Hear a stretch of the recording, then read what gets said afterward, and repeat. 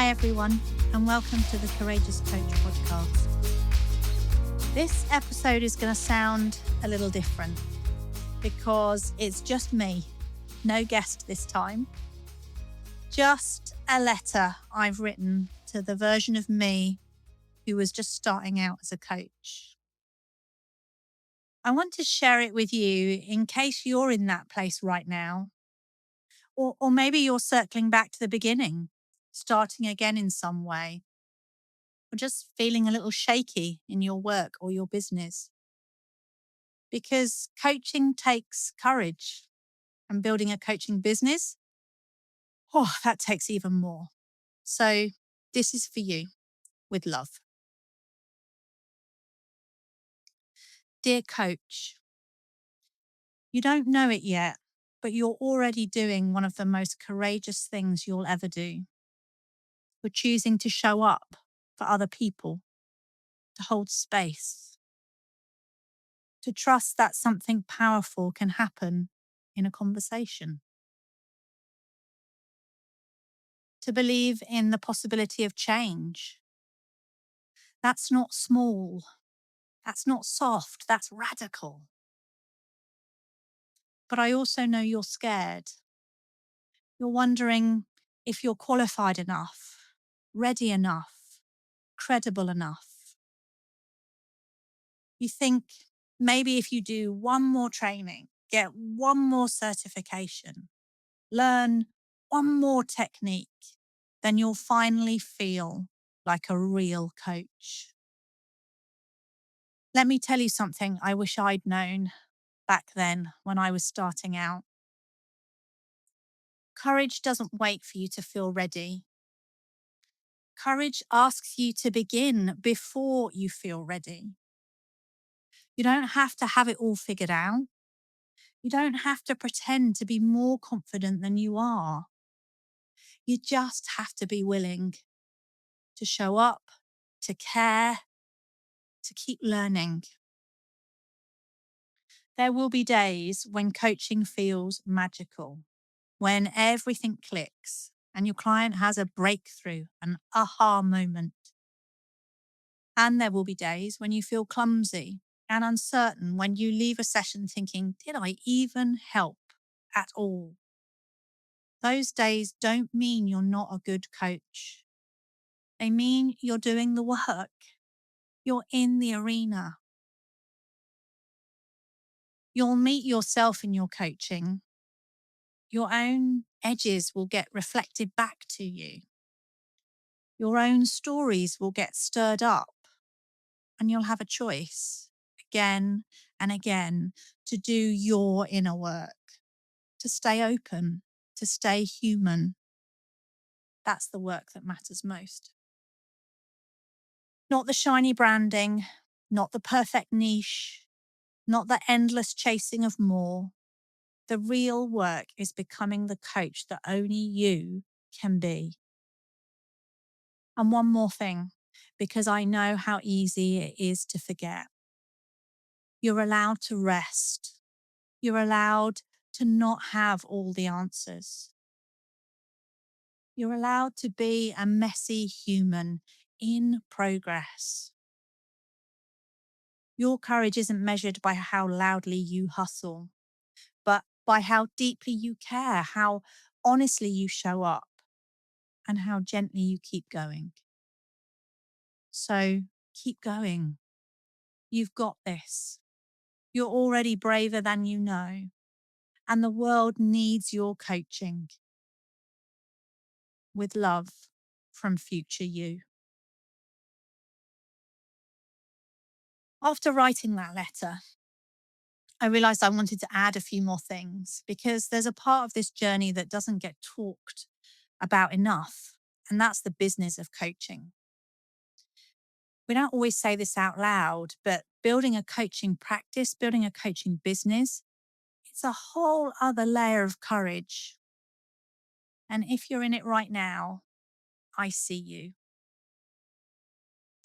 When I started trying to turn coaching into a business, I thought the hardest part would be marketing and pricing or figuring out LinkedIn. But the hardest part was this: letting myself be seen. I had to find the courage to say, this is who I am. This is what I care about. This is the work I want to do. And then to actually put it out there. So if you're wobbling around the business stuff, here are a few truths I've learned the hard way. The first is that you will question your value, and that doesn't mean you don't have any. Pricing your work is confronting. Asking to be paid for something that feels meaningful is vulnerable. But courage means holding both your care for your clients and your belief that your time, energy, and presence are worth something. It's okay to start with prices that feel doable. But please don't stay small forever because you're scared. You're allowed to grow into your worth. The second thing is that visibility takes practice. Posting on social media, updating your website, telling people you're a coach. These things are terrifying at first, not because you're doing them wrong, but because you're being seen. And visibility is vulnerable. But it gets easier. Truly, it does. Especially when you're speaking from a place of truth, not performance. When you stop trying to sound like a coach and just start sounding like you. Number 3, marketing isn't manipulation, it's invitation. I used to think that I had to be really persuasive or strategic to get people to work with me. But the more I've leaned into courage, the more I've learned this. You don't have to convince people. You just have to connect at a human level. Marketing can be generous. It can be rooted in your values. It can be slow and real, imperfect and human. Next, I want to remind you that slowness is not failure. This one took me a while.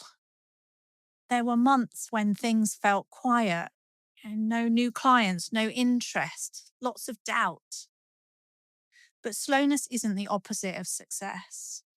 Sometimes it's the season you need to integrate, to heal, to refine. Building a business that lasts means learning to keep going gently, even when it's not moving fast. So yes, coaching takes courage, but so does sending your first invoice, sharing your first offer, getting your first no, and still choosing to show up again tomorrow. If you're doing that, you're doing it right. If this letter or any part of this episode resonated with you, I'd love to hear what landed. You can message me on LinkedIn, or please share the episode with another coach who might be right at the beginning or feeling a bit lost along the way. This work is not easy, but you're not doing it alone. And the more courage we practice out loud, the more permission we give each other to do the same. So keep going, keep growing, and above all, stay human. You've got this. Thanks so much for tuning in to this episode of the Courageous Coach podcast. I hope it gave you something to reflect on, something to feel, and maybe even something to act on. If you've been nodding along or feeling that tug of recognition, you're not alone. These conversations are here to remind us that courage isn't about having it all figured out. It's about showing up, doing the inner work, and being willing to be seen, even when it feels uncomfortable. If that sounds like the kind of coaching journey you want to go deeper into, I'd love to invite you to check out the Courageous Coach program. is designed especially for qualified coaches in the early years of building their independent practice.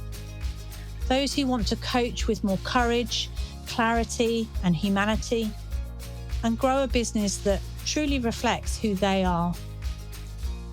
You'll find all the details over on my website, and I've popped the link in the show notes to make it easy for you. And if we're not already connected, come and find me on LinkedIn. Whether you've got questions about the program, want to share what's resonated for you in this episode, or you just fancy a chat. If you've enjoyed this episode, make sure to follow or subscribe to the podcast so you don't miss what's coming next. And if you know another coach who might need a little courage boost, pass it on. Courage is contagious, after all.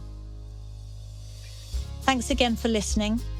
Until next time, stay curious, stay human, and keep choosing courage.